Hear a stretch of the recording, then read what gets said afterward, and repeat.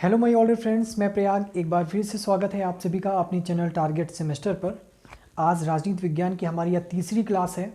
आप लोग देख पा रहे होंगे जो आज हमारा अध्ययन विषय है वो है राजनीति विज्ञान की अध्ययन पद्धतियाँ, मैथड्स ऑफ स्टडी। यानी कि राजनीति विज्ञान जो हमारा विषय है, इसको जो हम अध्ययन करेंगे वो कितने माध्यमों से करेंगे, इसकी क्या पद्धतियाँ होंगी और उन पद्धतियों के विषय में आज हम अध्ययन करने वाले हैं। ठीक है, तो इसके पहले हम लोगों ने जो राजनीति विज्ञान की परिभाषा, प्रकृति, क्षेत्र और उसके बाद राजनीति विज्ञान का अन्य सामाजिक विज्ञानों के साथ जो संबंध था उस पर चर्चा पहले ही कर ली है। ठीक है, तो 2 चैप्टर हम लोगों के पहले कंप्लीट हो चुके हैं। आज हमारा ये तीसरा चैप्टर है राजनीति विज्ञान का, जिसमें हम अध्ययन पद्धतियों के बारे में पढ़ेंगे, मेथड्स ऑफ स्टडी। इससे पहले हम बता दें कि जो हमारी सीरीज़ चल रही है पॉलिटिकल साइंस की, ये हमारा सारथी बैच है, उसके माध्यम से चल रही है। सारथी बैच की जो क्लासेज हैं आप लोगों की, ये आपको फ्री ऑफ कॉस्ट मिल जाएंगी यूट्यूब पर ही, लेकिन 99 रुपीज़ का एक यहाँ पर पेड कोर्स है। अगर आप इसे परचेज़ करते हैं, इसका लिंक आपको डिस्क्रिप्शन बॉक्स में मिल जाएगा सारथी बैच का। वहाँ पर जाकर अगर इस कोर्स को ज्वाइन करते हैं 99 रुपीज़ में, तो आपको इंडियन जो एंसेंट हिस्ट्री है और ये इकोनॉमिक्स और पॉलिटिकल साइंस के जो PDF नोट्स, कोई इंपॉर्टेंट क्वेश्चंस और वहाँ पे क्विक रिवीजन के लिए एक अलग नोट का PDF होगा, वो आपको मिलेगा। कुल मिलाकर अगर हम अपने संदर्भ में इस विषय में बात करें तो 99 रुपये में आपको यहाँ पर पॉलिटिकल साइंस और बाकी के जो अदर सब्जेक्ट्स हैं आपके दोनों, उनके ऐसे क्वेश्चन जो आपके आंसर राइटिंग में हेल्प करेंगे।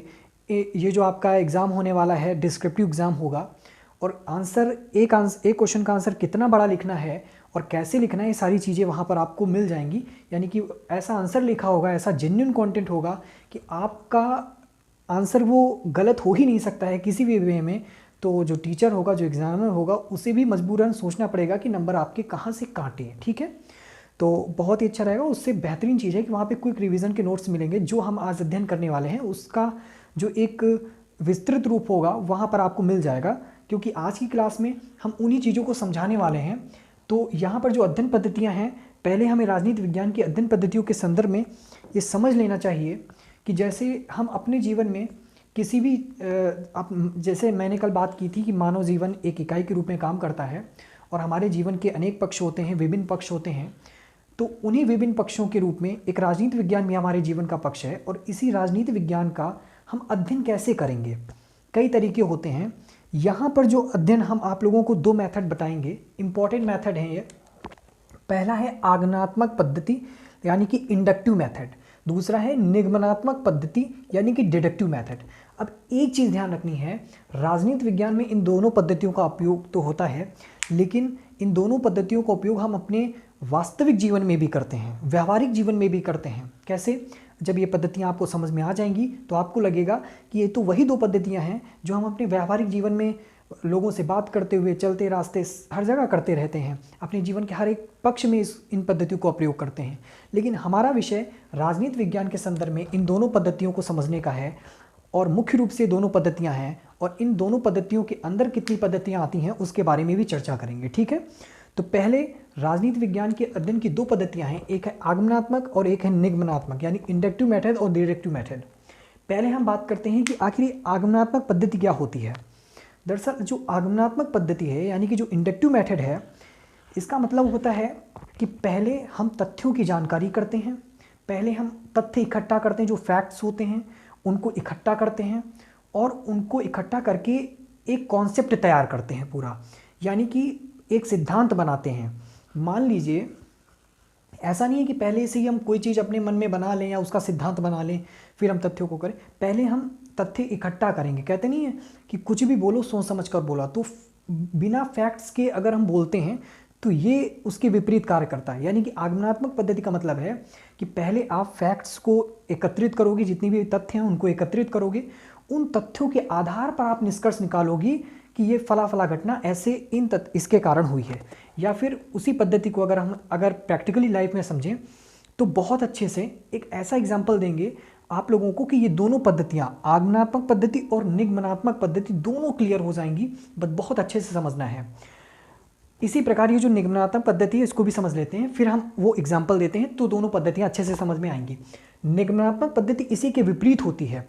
निगमनात्मक पद्धति होती है पहले हम सिद्धांत बना लेते हैं, उसके बाद हम तथ्यों का यहाँ पर अलग अलग तथ्यों को करते हैं, ठीक है। तो एकदम उसके विपरीत, पहले आगमनात्मक में था कि पहले हम सारे फैक्ट्स इकट्ठा करेंगे और उन फैक्ट्स के अकॉर्डिंग हम किसी भी सिद्धांत का निरूपण करते हैं। लेकिन यहाँ पे क्या होता है, पहले ही हम सिद्धांत बना लेते हैं और फिर फैक्ट्स अलग अलग हम करते हैं निगमनात्मक में, ठीक है। तो अब इसको हम एक यहाँ पर प्रैक्टिकल एग्जाम्पल से समझते हैं तो हमें बहुत अच्छे से समझ में आने वाला है। प्रैक्टिकल एग्जाम्पल लेते हैं। मान लीजिए कि मैं उत्तर प्रदेश में हूँ और मैंने देखा, एक एग्जाम्पल ये है, मैंने देखा कि मैंने उत्तर प्रदेश में एक काला कौवा देखा, ठीक है। उत्तर प्रदेश में मैंने एक काला कौवा देखा। फिर कुछ दिनों के बाद मैं इधर झारखंड गया, वहाँ पर भी मैंने देखा एक काला कौवा, ठीक है, एक काला कौवा वहाँ पर भी देखा। फिर मैं गया जम्मू कश्मीर, वहाँ पर भी मैंने एक काला कौवा देखा। फिर मैं गया तमिलनाडु, वहाँ पर भी एक काला कौवा गया।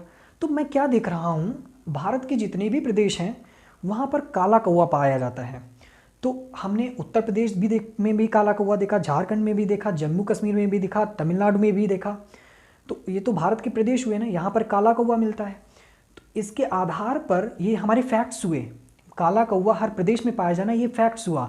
तो इस आधार पे हमने एक सिद्धांत बना लिया कि भारत में काला कौवा पाया जाता है, ठीक है।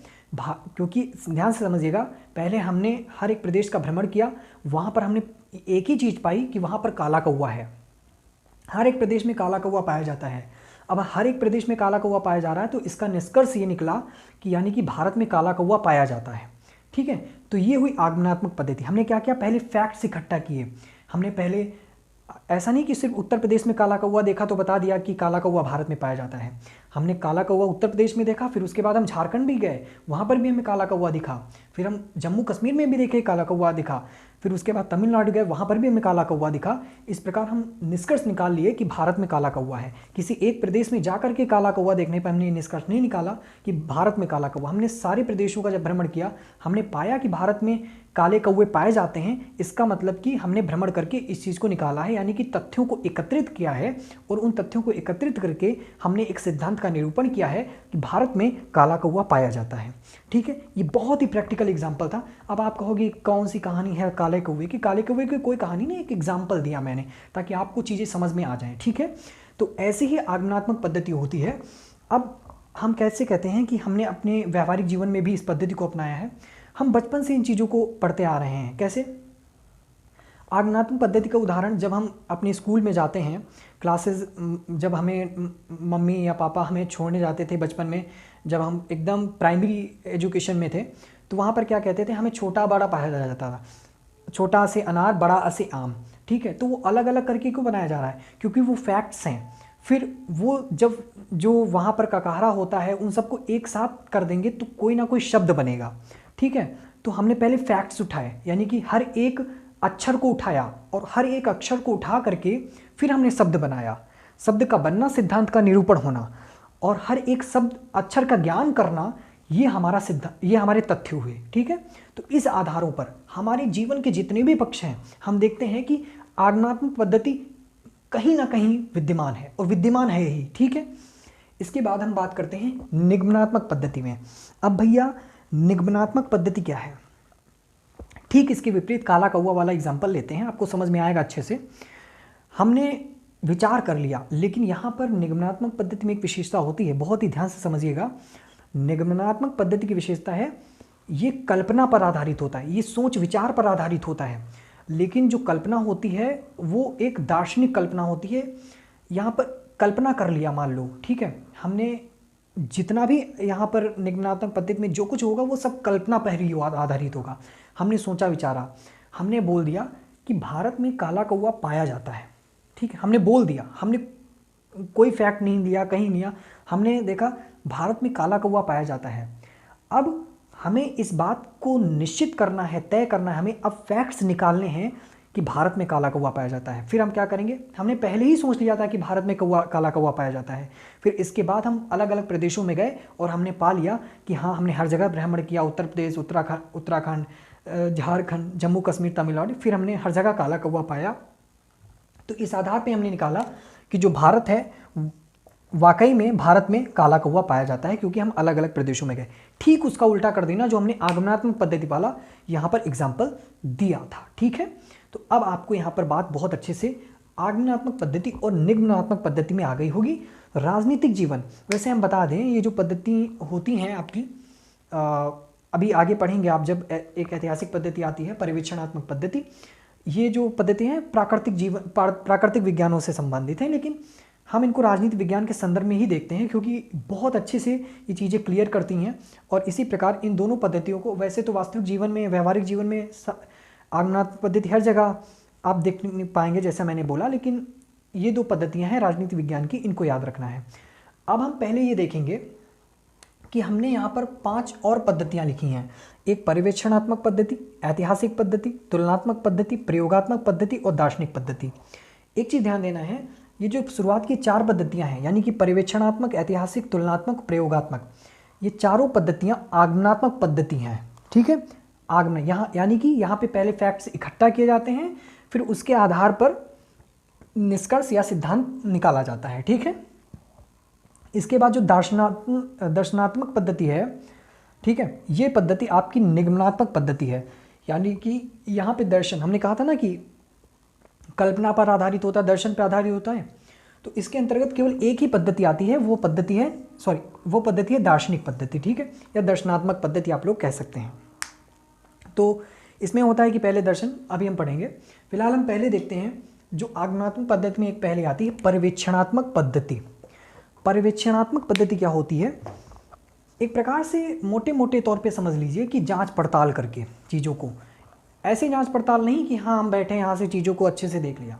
जांच पड़ताल का मतलब है कि अपने मानवीय इंद्रियों के माध्यम से, मतलब आँख, नाक, कान, हर जगह जाकर प्रत्यक्ष रूप से सामने उपस्थित होकर के तथ्यों को देखना, उनकी जांच पड़ताल करना, उसके बाद हर जगह जाकर के अलग अलग तथ्यों की जांच पड़ताल करना, अपने आँखों से, अपने कानों से सुनना, उन चीज़ों को महसूस करना, फिर जाकर यानी इंद्रियों के माध्यम से, मानवीय इंद्रियों के माध्यम से हर तथ्य का यहाँ पर विश्लेषण करना और उसके आधार पर जो सिद्धांत है उसका निरूपण करना। ये है पर्यवेक्षणात्मक पद्धति। ठीक है, आई होप कि पद्धति समझ में आ गई होगी। हालांकि इसकी कुछ, इन जितनी भी पद्धतियाँ हैं इनकी कुछ अपनी सीमाएँ हैं, उन सीमाओं को हम यहाँ पर नहीं बताने वाले हैं क्योंकि नोट्स में वही सीमाएं हैं जो उसके विपरीत कार्य करेंगी। देख लीजिएगा, वो सारी नोट्स में आपको अवेलेबल हो जाएंगे। जो समझना है बस कि पद्धतियाँ है क्या, कैसी पद्धति है, ठीक है, और कैसे काम करेगी, बस इन चीज़ों को समझ लो तो सारी चीज़ें क्लियर हो जाएंगी। फिर आपको तो क्लास वरना ऐसे लंबी भी बहुत हो जाएगी। तो पर्यवेक्षण, इसलिए मैंने टू द पॉइंट चीज़ें को लिखा है। पर्यवेक्षणात्मक पद्धति मतलब, अब एक एग्जाम्पल यहाँ पर बहुत अच्छा दिया था, इसको अच्छे से समझना। पर्यवेक्षणात्मक पद्धति में कि एक वेब दंपति थे, सिडनी वेब और बैट्रिस वेब ने रूस का भ्रमण किया और रूसी राजनीति, प्रशासन और आर्थिक संगठन को प्रत्यक्ष रूप से देख करके सोवियत कम्युनिज्म की रचना की। उन्होंने क्या किया, एक थे वेब दंपति, ठीक है, वेब दंपति थे, पति पत्नी थे। वेब वहाँ की वो जो अपने, वो लोग अपने रिलीजन के अकॉर्डिंग कास्ट क्या जो लगाते हों, तो वेब नाम के दंपति थे यानी पति पत्नी थे, यानी उनका सरनेम वेब था। तो उन्होंने क्या किया, पूरे रूस का भ्रमण किया और कह रहे हैं कि पूरे रूस का भ्रमण करने के बाद उन्होंने रूस की राजनीति क्या है, उसके प्रशासन क्या है, उसके आर्थिक संगठन क्या है, इसको प्रत्यक्ष रूप से देखा। सिर्फ नहीं टीवी पर देख लिया, ऐसा कुछ नहीं, हर जगह जा कर के, हर एक क्षेत्र में जा कर के उसका अध्ययन किया, उसको देखा कि वहाँ की राजनीति कैसी है, वहाँ का प्रशासन कैसा है और वहाँ की जो संस्थाएं हैं वो कैसी हैं, उनका अध्ययन किया अच्छे से। और उनका अध्ययन करने के बाद उन्होंने सोवियत कम्युनिज्म की रचना की। ठीक है, तब उन्होंने एक सोवियत कम्युनिज्म की रचना की, यानी कि पहले तथ्यों को देखा, तथ्यों को इकट्ठा किया, उनको समझा और उनका परीक्षण करने के बाद सोवियत कम्युनिज्म की स्थापना कर दी, या फिर ठीक है तो रचना की। तो इसकी ये जो पद्धति है पर्यवेक्षणात्मक, आई होप कि अच्छे से समझ में आ गई होगी। अब हम बात करते हैं ऐतिहासिक पद्धति। ऐतिहासिक पद्धति लगभग उसी तरीके की है जैसे मैंने आपको राजनीति विज्ञान और इतिहास का कल संबंध बताया था।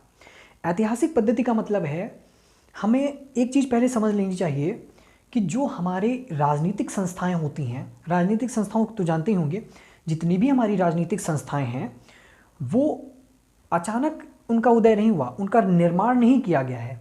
किसी भी राजनीतिक संस्था का कोई निर्माण नहीं किया गया है। जितनी भी राजनीतिक संस्थाएं होती हैं सब विकास का परिणाम होती हैं। कोई भी यार राजनीतिक संस्था देखोगे वो विकास का परिणाम है, उसका निर्माण नहीं किया जाता, वो विकास का परिणाम है। और अगर हमें राजनीति विज्ञान के संदर्भ में राजनीतिक संस्थाओं का अच्छे से अध्ययन करना है, उसका वर्तमान में अध्ययन करना है, उसके भविष्य का क्या प्रभाव पड़ेगा इसका अध्ययन करना है, तो हमें इतिहास को जानकर देखना पड़ेगा। इतिहास में देखना पड़ेगा कि क्या गलतियां हुई थीं या क्या ऐसी बातें हुई थी, ऐसी घटनाएं हुई थी जिनके आधार पर उस राजनीतिक संस्था का उदय हुआ। क्योंकि एक विकास का जो चरण होता है, एक जो श्रेणी होती है वो चली आ रही होती है, एक चेन चली आ रही होती है, विकास की, डेवलपमेंट की एक चेन चली आ रही होती है, जो राजनीतिक संस्थाओं को एक राजनीतिक संस्था का स्वरूप प्रदान करती हैं। तो ये बात ऐतिहासिक पद्धति, मतलब हमें इतिहास में जाकर के देखना पड़ेगा, इतिहास में जाकर के देखना पड़ेगा कि कैसे हमारे जो राजनीतिक संस्थाएं हैं इनका गठन हुआ। ठीक है, तो बिना ऐतिहासिक पद्धति के हम राजनीतिक संस्थाओं का अध्ययन नहीं कर सकते, इस बात से निकल आई। तो ऐतिहासिक पद्धति भी होती है। और आप ये ना समझिएगा, सब अलग अलग है। अगर हम अध्ययन करेंगे आगमनात्मक का तो ये सारी चीज़ें को एक करके अच्छे से करेंगे। ठीक है, ये पद्धतियाँ अपनी अलग हैं, इनकी बात अलग है। ठीक है, तुलनात्मक पद्धति। अब तुलनात्मक पद्धति क्या होता है, इसको समझने के लिए हमें समझना पड़ेगा कि तुलनात्मक मतलब तुलना करना। ठीक है, मान लीजिए कि हमने अभी आगमनात्मक पद्धति में मतलब होता है कि तथ्यों को अलग अलग यहाँ पर विश्लेषण करना, तथ्यों का उसके आधार पर निष्कर्ष निकालना। अब भैया जब हम तथ्यों का अलग अलग विश्लेषण कर रहे हैं तो तथ्यों का विश्लेषण करके हम पद्धति एक सिद्धांत का निरूपण कर रहे हैं, और तथ्यों के माध्यम से हम उनको तुलनात्मक रूप से अध्ययन तो करना ही पड़ेगा ना। जब तक तुलना नहीं करेंगे, इसका एग्जाम्पल कैसे, किसी भी चीज़ को अगर मान लो कोई भी चीज़ का निर्माण आप करना चाहते हैं, या जैसे संस्था हुई उसका तो विकास का परिणाम होता है, संस्था विकास का परिणाम है। तो अगर वो संस्था निर्मित हुई तो हमने उस संस्था का जो निर्माण है वो किया क्यों, या फिर कोई भी बात भारतीय संविधान के संदर्भ में ले लीजिए, बहुत अच्छा एग्जाम्पल है भारतीय संविधान का, कि भारत का जो संविधान बनाया, आपने देखा कि भारत के निर्माताओं ने अलग अलग देशों का जो संविधान था उसको तुलनात्मक अध्ययन किया, और तुलनात्मक अध्ययन करके ही आपने देखा है कि कई लोग कहते हैं भानुमति का कुनबा या पिटारा है, क्योंकि उसमें सब देशों का कुछ ना कुछ भाग यहाँ पर भारतीय संविधान में सम्मिलित है। तो उन्होंने तुलना की, भारतीय जितने भी संविधान थे देशों के, सभी देशों के संविधानों की तुलना की, और उस आधार पे भारत का संविधान बनाया। तो भारत का संविधान एक सिद्धांत, भारत का संविधान का बनना सिद्धांत होना और सबका अध्ययन करना तुलनात्मक रूप से, वो तुलनात्मक पद्धति का एक हिस्सा हो गया। ठीक है, तो ये भारत का संविधान जो बना वो एक तुलनात्मक पद्धति का बहुत अच्छा उदाहरण है, एग्जाम्पल है। अब बात करते हैं प्रयोगात्मक पद्धति की।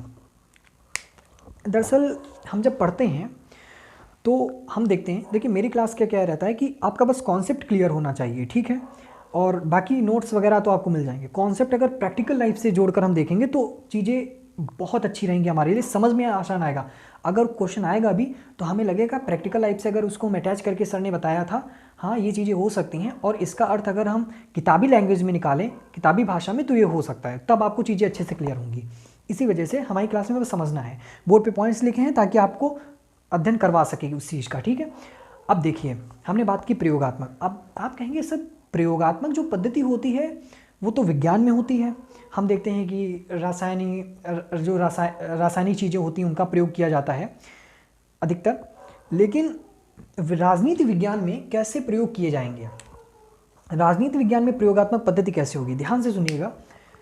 जो कुछ भी भारत के संदर्भ में, जो कुछ भी भारत में हो रहा है, जो कुछ भी कहीं पर कोई कानून बना, कहीं पर कोई कानून बना, ये कानून बनना ही प्रयोग है। कैसे प्रयोग है, मान लो कि जब भारत के संविधान में 370 लाया गया था, हटाया नहीं गया था, लाया गया था, तो वो एक प्रयोग ही था, लेकिन वो प्रयोग असफल हो गया तो 370 को हटा दिया गया।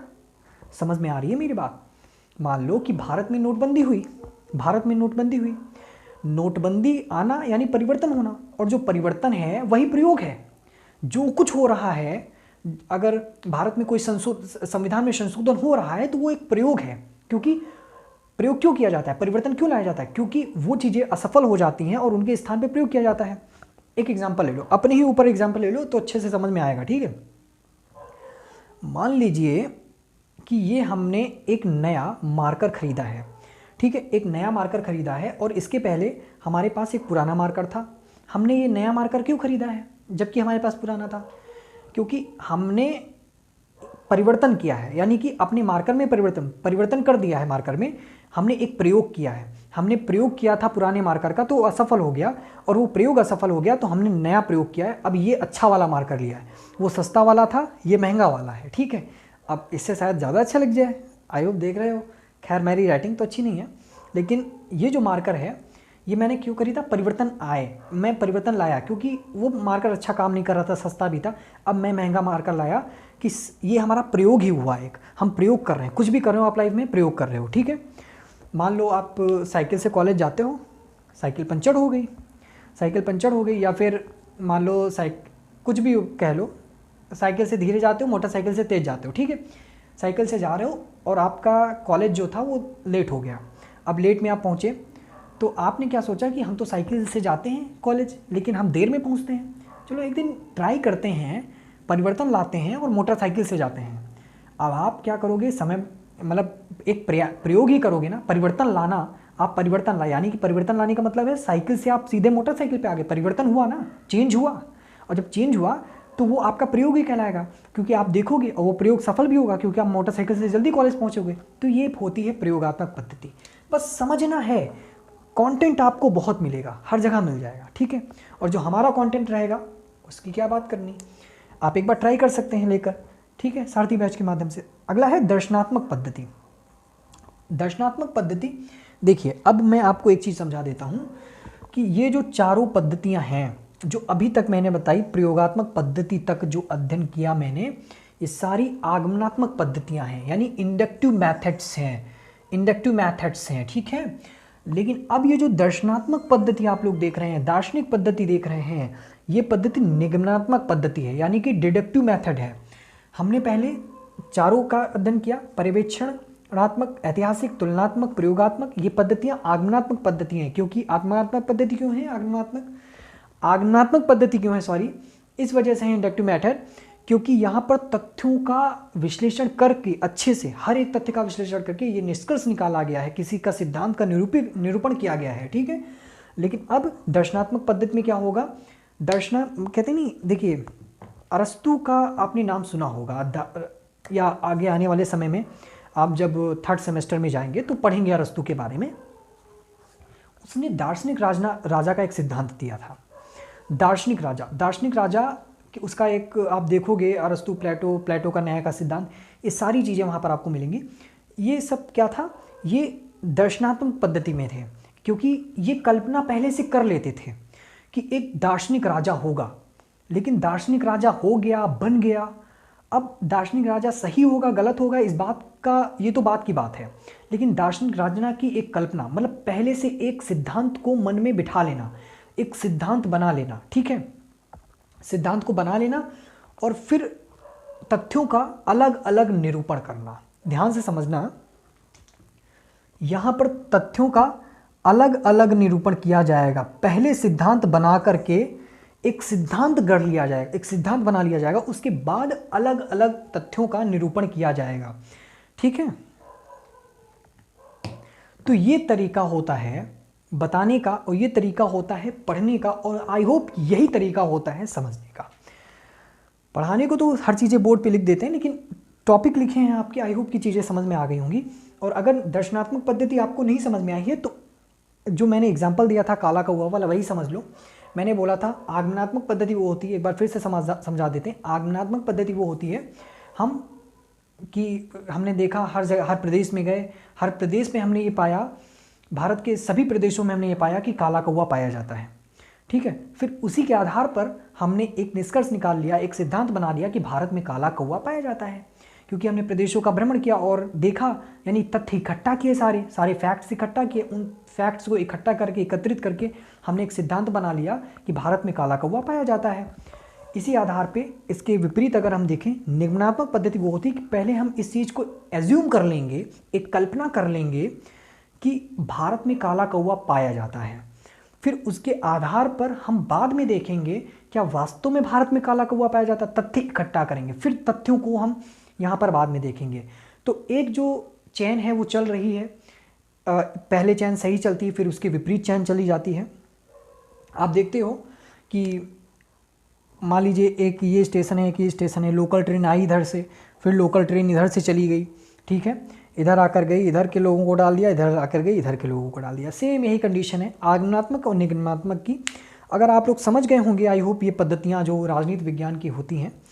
और भी कई पद्धतियाँ हैं यहाँ पर इस बुक में और भी कई पद्धतियाँ दी गई हैं, जैसे सादृश्य पद्धति, वैधानिक पद्धति, सांख्यिकी पद्धति, जीवशास्त्री पद्धति, समाजशास्त्री पद्धति, मनोवैज्ञानिक पद्धति।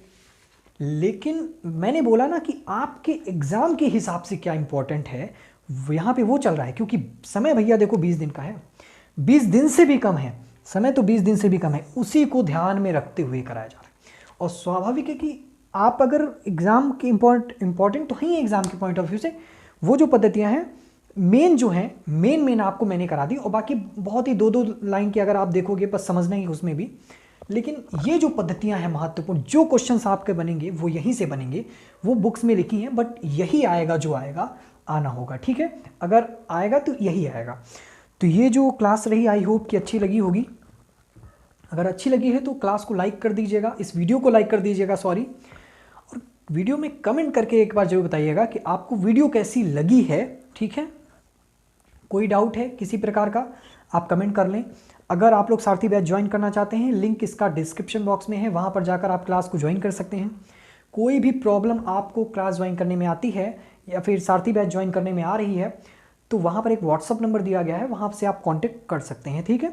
तो फिलहाल आज की क्लास में इतना ही। और जो हमारी नेक्स्ट क्लास होगी कल, वो हमारी जो अगली यूनिट है, हमने आपको बताया कि ये जो पहली यूनिट थी, पहली यूनिट में आपके 3 चैप्टर थे, राजनीति विज्ञान के definition, nature and scope, political science का दूसरा हमने जो क्लास लिया था सोशल साइंसेज से जो रिलेशन होता है पॉलिटिकल साइंस का, और आज की ये क्लास यानी कि मेथड्स ऑफ स्टडी। तो ये 3 चैप्टर जो हैं वो एक यूनिट में आए हैं। इसके बाद हमारी दूसरी यूनिट शुरू होगी जो कि है approaches to the study of political science, राजनीति विज्ञान के अध्ययन के दृष्टिकोण क्या है, जिसमें हम राजनीति विज्ञान का परंपरागत दृष्टिकोण कल अध्ययन करेंगे।